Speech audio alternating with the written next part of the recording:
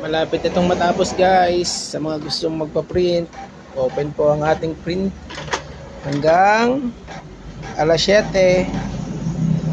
So habol na kayo. Konti lang naman ang piniprint ko ngayon.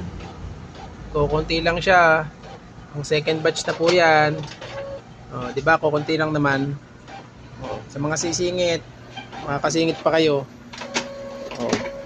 Marami tayong ink dyan.